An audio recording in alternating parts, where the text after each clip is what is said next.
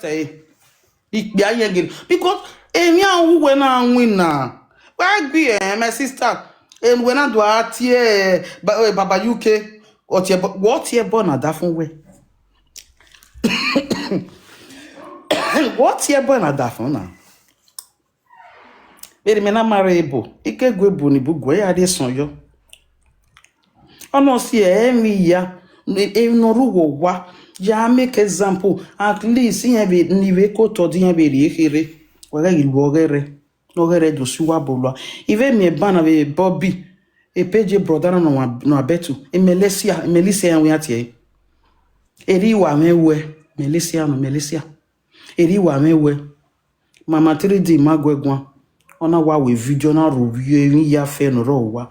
Ya gi se la duku na nota. Or what they say na so una no see wetin Mama 3D did, but wetin make you do that video?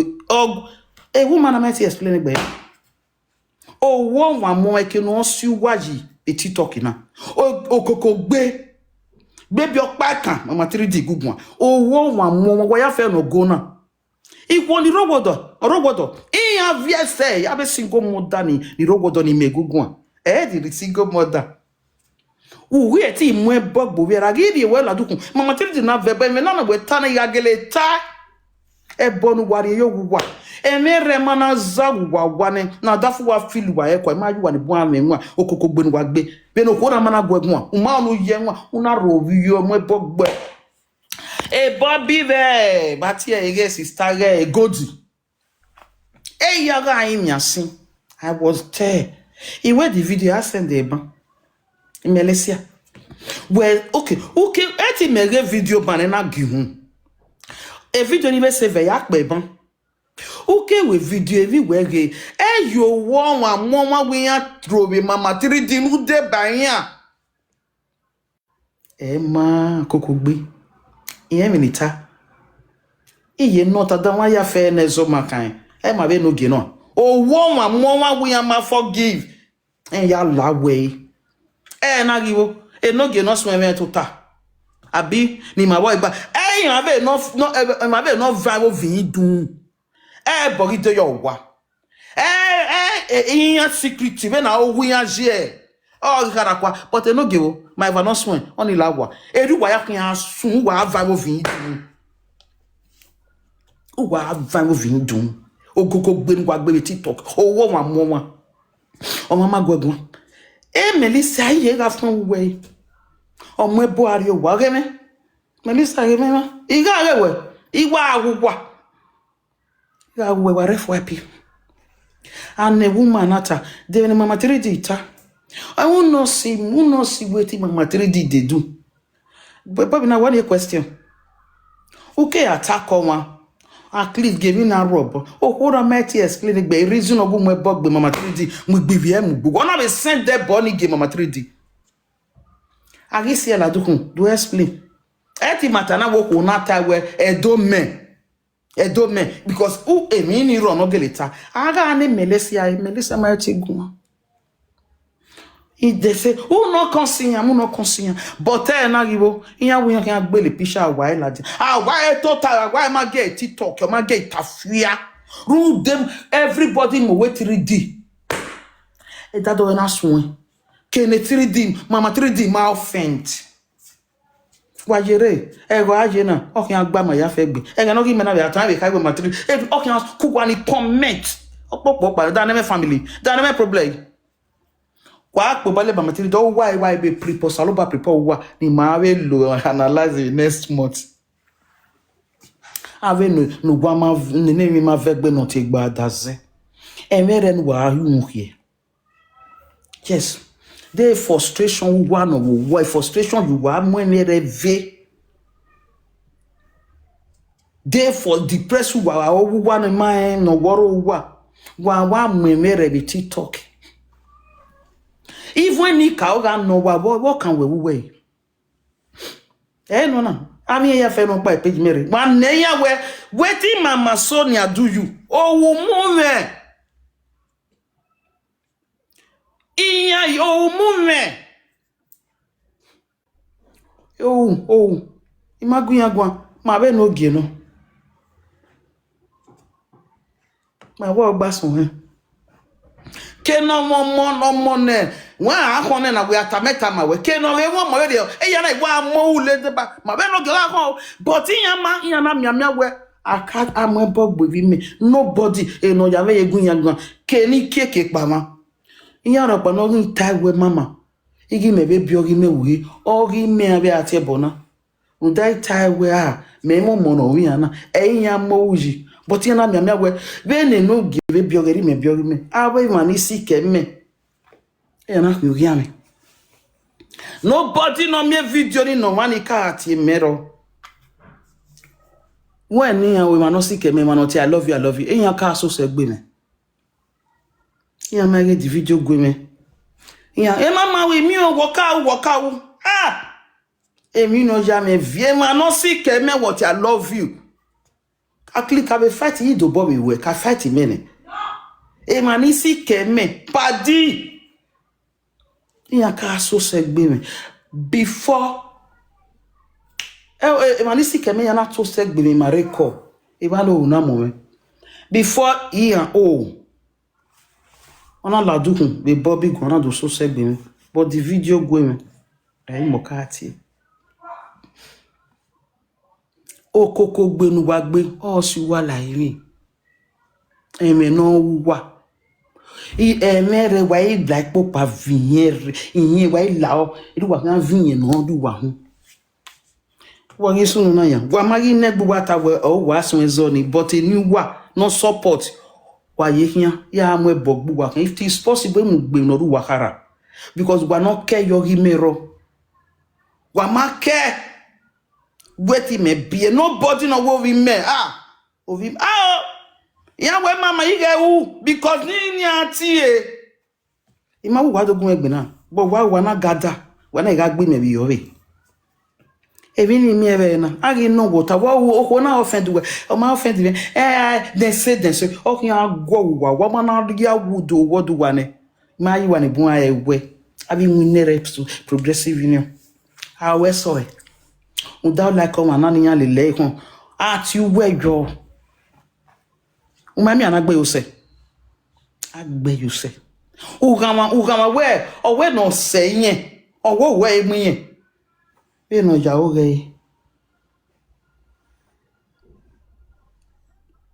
o gama wo we no se yin mu yen bira no ja o re ige video ni na gege wa na we video na we content ya we content ya post eba na wo se ni eyan agbelu wa ji iye be ta o ko ina do bot single mother do ko pa ni awin ani no we ni single mother o tana no system do wo pa o we document yen na hina we yin single mother a ti yen wa o wa gbon wa mason do wo pa na we single mother ti yen wo me ni lera ti we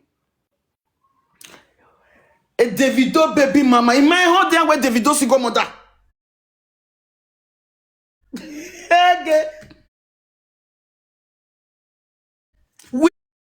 whiskey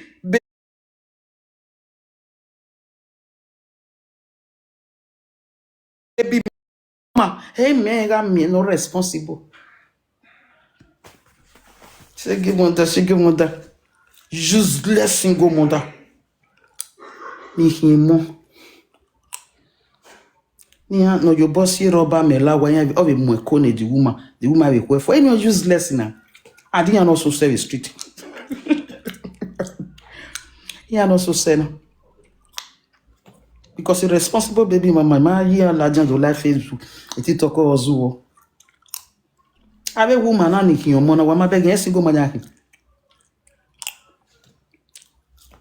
single mother na ni kiyon mo ni calculate go mo you know I want to pay by 4,000 single mother kin single mother no mutan bi me roga am na test even Italy me single mother ero when me quit alone so hear me a problem wa una ero quit alone papa they don't get time ndago e mama 3 digi go pagun wa so mo ae gerian be mi o O ko ni repeat. Ima emi aro pa no pe video. We iyan we mama 3D mo ebogbe. O ko nu guru wari the video la ja since then nobody no dey video la ja we ekene ko ni na ti ebo ni mo nu wa mu go kiyan na owo wa mo wa eru wa kiyan avi ebo la wa. Ona ogbobo. Ona wa fi wa ru mo ebo ni gbe na la. A conscience well. At any time we are me one no ba oge. Eru do well be. No ba oge je wo mu me. A can have gada gbogbo e wa son gbogbo e wa gbo mi no ro wa. Yes so. Ona wo ba oge. Wo ma no stop, ma no beg we wa we go progress. Wa to ta.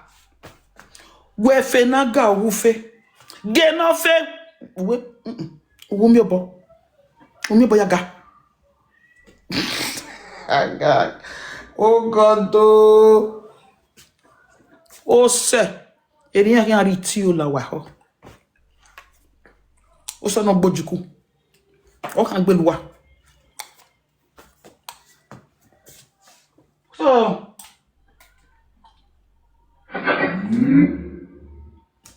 Bluetooth mode. ni mo e wana. Wa ko adam e ho.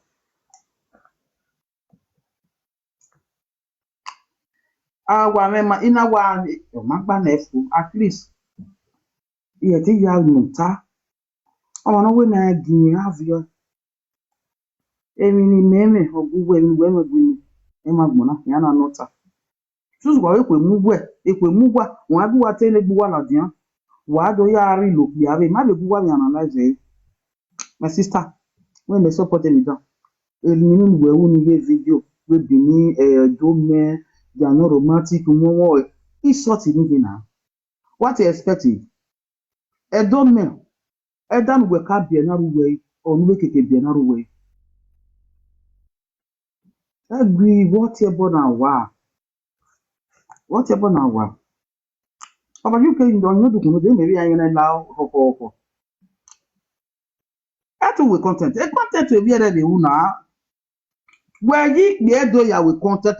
Papa you cannot be ya wa we content gbuwa I just tire. One na me we wari ro wa ti collect e. Even wari no mama iye nu wa ba. Wa so. What you expect when we are in me ga dey do. E una. I do email don't do it. Yes so. Be the next way.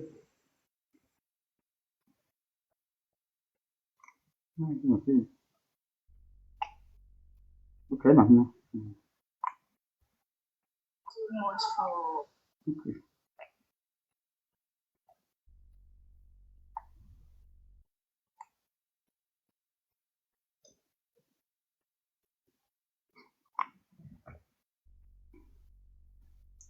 What's in again now?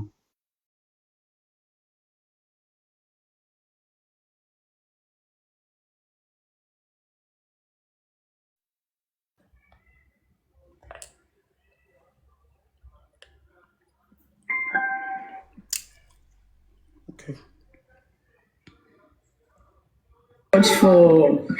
For defending me. Sister, when you come up, thank you. In the comment section, I really appreciate everybody. Thank you. People want to defend me and everything. Papa UK, I'm not supposed to do your live video and I don't want to do here. You understand? I don't want to do here. I'm not supposed to do your live video. But I beg, I'm not going to I don't know what you I believe say, not be that video trigger you. There is something more. And I'm waiting to hear you. Not be that video trigger you to bring me here to they insult me. I dey wait for waiting bring you more. But I beg, remove my amazing husband from your mouth. My husband will offend you. He not do you anything, but for you to come they insult the man. That's Atu I beg or where make they remove a husband? A video na uni origba. Or where do me ma we son o paro. Or where do parapano de e puro wa en. But don't make it do yak your away. I will not remove our wife. One no owner but with the content or remove our wire. One no owner me and with the content or remove our wife. Ya no nyak ma to pass no man ya gwe kuna. We were with the content.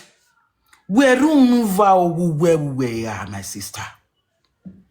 Uwe do me. Umari okpa ibore. No need na gari ya wa ibore. Do me ko ka wa ke ya wa ya o wa bi na tie na bi na ligue ya content me we my sister they do content. Cause e kia wa ma de romantic. Na wa ma mari we be manage mari yen. Cause o ga o pe agbe ma ju we no ha do aso we do me. Cause no re no me gba wa we do ya gona. Cause do me ra me ruwe. O tene ruwe ari go ze e do wa we content wa do wa ari son yi wore. Te gbe ma ho wa ya to bodo leji. We no be cap by the first one, till by the second one. Like the third one, they ma de romantic. Agbo mo gwa bogbe. Ati na wa bala mi. Aga ti na wu gwe bala mi yi. E sagano a. Ne do me gbo ba gbon. Ogbo egbege no kawe. Mi awun ati e. Ne do me kun wa hen. E do me ma e ki e do me ma fo wu wa. Emma wa wujo wa se do me ai e do me wa be bienu poge a danagi ma we ma poge fa beje na wa complain odo nu poge fa beje na wa complain do me ma panu ya mare igbo no ka poge a 3 men 3 papa 3 pikin eso e do wi mo gwegun na Pabore du poge va ma ya maro poge a waga giro bi do me iba bo la wa gbe wa gun nu won do me to gbu wa gun on ti waga ri son ni ye ti ri family tin ni pe ani yuwe wa ma na ri son yo wa sun when wa ya total me bo busy boy iwo ka wi hu ige toko amamu gbuwe e wa ge wa no ya rest easy boy e the sent again atana. They're not different in the zip guy. Oh, we man, we cool. I watch you. When I beg the word, sir. Maybe Valaga easy boy, so or musician. You want to catch no, we no co. Oh, Bialubi, but you were not on. Nia Vale and easy boy tie. So a musician who wow para. Papa. Easy we mako. Wa ko better to we na. Una ko. We. Cause all you know we better. Bagage no ton. Me valor easy boy say. Bagage no ton. We no para. We dey. Wana gbese because on nine musician wana ana cool down. I'm not tired because a best one. Easy boy give one kere wana arrested because of your going. We better no we do boy. I'm not arrest we. O pa ire te be mi o pa no we no we do gun a. Cause ya take agbo mi ge video na. Ya iko pe a. Ire na wo oyimo se no ta. Cause mo ma be me video. Papa UK. E video na be je na ovio na da fon se gbegere la kere. Anya, ovio na da fon se. I dey pay na. I dey pay. When we be a car we be do me. We no be pay ni Papa UK. We no we be David do wa kan we to kan we the content what is so. Oh we person like my husband. You know the he might be my wash we comment to your. Person like my husband. I go fuck. I go wanna. One solution we do that. Mama. We don't have we do more. Solution center my dear. Hey, yak balik wedo. Why yak balik wedo? wa na ri ko dan yo wa ni pe ahun ga be gun wo pa ya wa isun wo e o ai wo fun we ohun dan ai ko ya jo bu kan make example to wa hona ke na pa u ga make girlfriend bi na gwa pe e gwa wo wunu e gwa we o kan gwa wo ebun we girlfriend bi gwa wo wunu re we ko ya because unu meje stand well oh wow also ni owo kan a girlfriend we why ya gbali ko we cause we da ikoro no fiakara understand no fiakara le bed now why understand when na mara agbin ya wa ye bona mara agbin wa wa mari una do go kan ya go awagwan oni we ni kai go we kan go awagwan ya wa la dian de gwa do talatia de gwa do talatia de gwa mo de gwa tenwe mu because ipe so ma na to ko mu e be mu gwa sha gwa si na wo wa fi gwa bodukun o grip gwa bi na talatia na vi start ba we so why the problem wa do ya gbali gbedo why the problem wa do ya gbali ihwedo se no se na pe kire mi make na pe video fo make na ewe a video we go me iyan I that man stand ona e be we then say na wetin na hear egun aji bi ni wa bege oni otani ara na me le saiban the video no mi ni mama 3D ya ti e bo ni mo 120 mananya wa send the give me I will give you 100 euro. Anybody not send the video and give me this Sonia, I will give you 100 euro. A joke. The account number with me. You send the your way. Okay, the mama 3D not here born ni mo. Wa send the video ni give me. Anybody not send the video ni give me. No wa ya wulo jina single mother. I will pay 100 euro. Ya the 100 euro no wa send the video ni mama 3D not here born no more. Because hotel no ruwa egbegbe na kunkwa won etere yara. E no ko sa no ga da fun asimi odo merodo a single mother ni wa ya laviere egbe wa na ari oge vai latian. Ekene nyen la ha. E ba me na gun.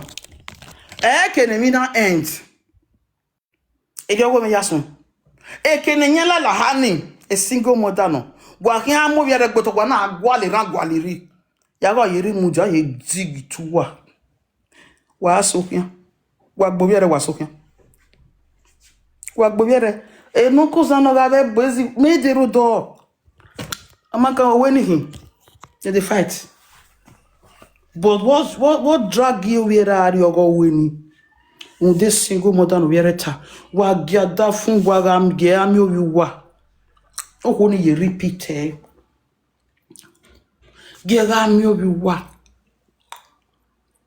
But what here? But I give you 100 euro. I send the video to me. Me make it answer guy. Mama 3D. I go me bagbe mo. I send the give me. They say.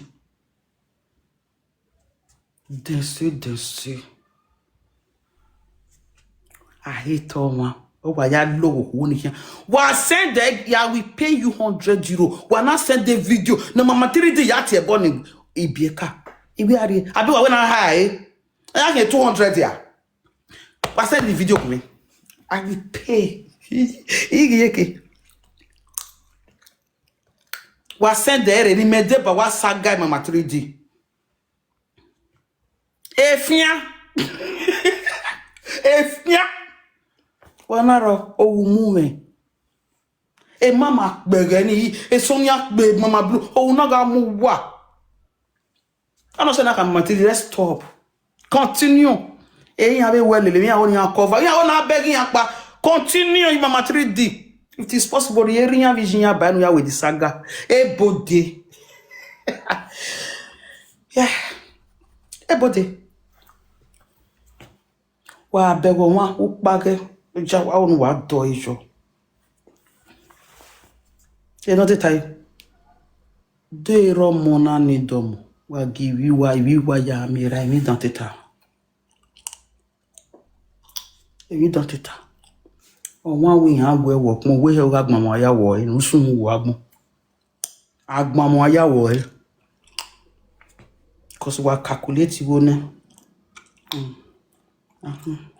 Father shot, mother shot, papa shot, US shot, Ira shot. E jeni me na no me.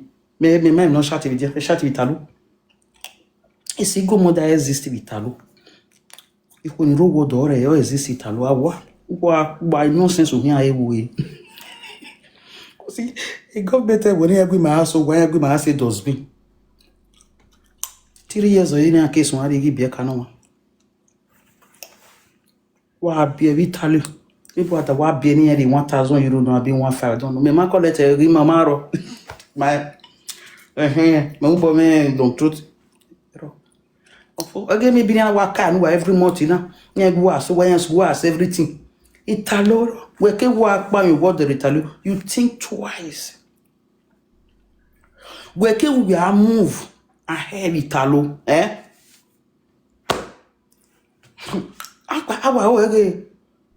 Maybe where should be mama fala. E maniri Italo no e mana mare, maru wodo. Yes, so. Te caritas shoroti in vere ya guai. No se to mata anything ya rewe ya guada fun ya rewe ya ba. Cause government hero. When wa be manage kugbe na. E ya wa be sugbe kin you we be so awa kin Italo. Maybe wa una be ma je we be lucky ya maro pe no ye ma. There we me go but e ye be asuwe. There you know hina when e ma soro wa friend yan e police am or temptation. You understand? But to do make book by but be only a problem but ni ke de okay. Ma ya mare Italo ma. Odo ami ari budian shoroti o kan ari obona shoroti. Imi odo ami na be fiskara mana. Then ari be after 20 years e de woman ya me be. Ya ba o money e be 20 something years now. Ya ba wa gba we shoroti even bi yan gbo yan ya. Understand? Oh, the man push the woman. The woman push the man. The man be doing how we shorty before I do real bene na. We dey marry for a year. The government feed the man. The only place me man ya reba o Caritas. O do vie pastor. Every week. But see say where we have been every view. Mana be o ha gbe every view. Italo we me wa pa kebe ni ya o wodo. Yen ge gba no wa fo. Ni sigo monda. Osu wa bo. Ani ya stagbada so sokoto. So you analyze yourself. I'll leave I. Focus me leave I ni ka vi poni do hotel. I understand. No authority. So, yeah, now let's end my sister. Even though you magba, well, how we content a dove, eh? Mind the way how we content here. Nigga, ya fit by give family way. I understand.